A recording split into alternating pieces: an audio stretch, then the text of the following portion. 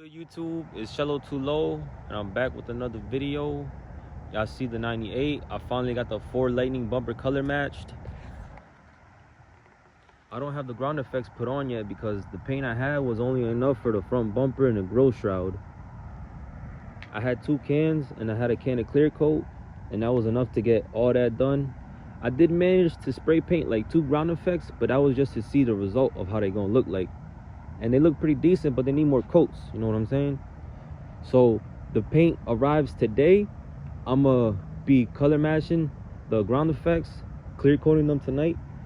I'm gonna be installing them tomorrow or sometime this week. I'm not sure how the weather look like. So all y'all 4 boys that been waiting to see the ground effects put on, stay tuned. I'm gonna drop that video this week. I also found emblems at the junkyard that fit this fender, so I'm gonna throw those on as well. I'm not sure if I should color match them though. You already know. Add me on Instagram, kid. Overall, the bumper did come out pretty nice. I do got a chip here and here. These are probably rock chips. That's recent. That and that was from a screwdriver trying to put them stupid ass pieces on under the grille shroud.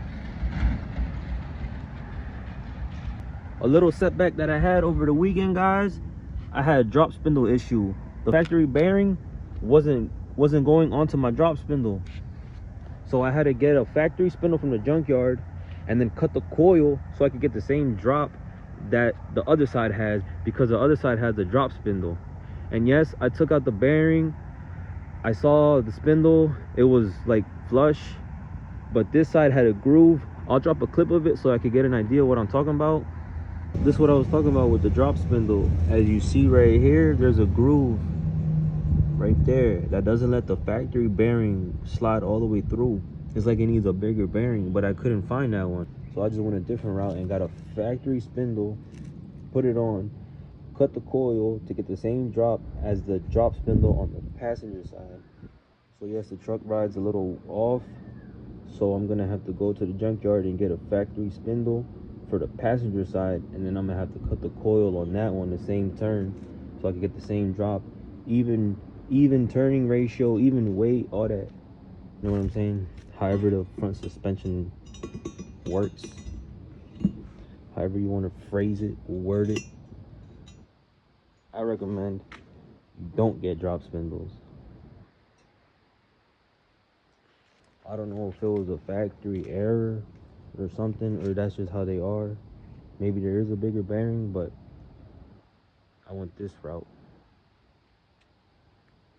So if y'all plan to get drop spindles, I would recommend don't even get them, because I heard the turning radius is shit as well.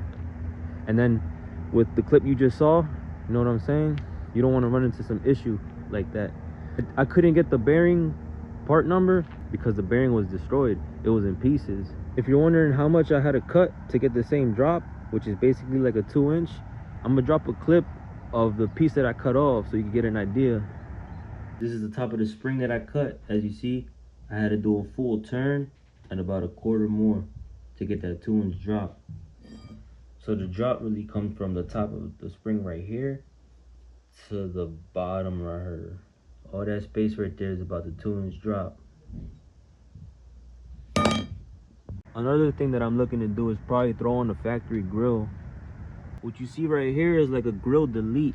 It's basically the honeycomb grill with the honeycomb piece cut out. But as you see, it's not done. I still have to like sand this down and the top as well. But there's no point in running that grill delete because it will look more better on the Lightning, a real Lightning that got a V8 under it, where you can hear the supercharger. But this truck being a V6, I think it's just unnecessary to have this opening spot. There's just no power coming to it, you know what I'm saying? It just looks. But overall, the truck still looks good. I can't wait to throw them ground effects on. I know a lot of my followers, my subscribers, are waiting to see this truck with the ground effects. I don't think I ever seen a Lightning, an actual Lightning this color, rocking ground effects, the Lightning bumper, you know what I'm saying, wheels and all that. So y'all stay tuned, guys. I'm gonna drop the ground effect video this week because I want the ground effects to cure overnight, maybe a day or two, because they're gonna go at the bottom, so they're gonna get a lot of rock chips and all that shit. I appreciate y'all watching this build. Just wait till them ground effects on. It's gonna change the whole look of this truck. That's gonna be it for this video. I appreciate all y'all watching, and I'll see you on the next one. Damn, cuz. There goes the Chevy all alone, parked in the cold.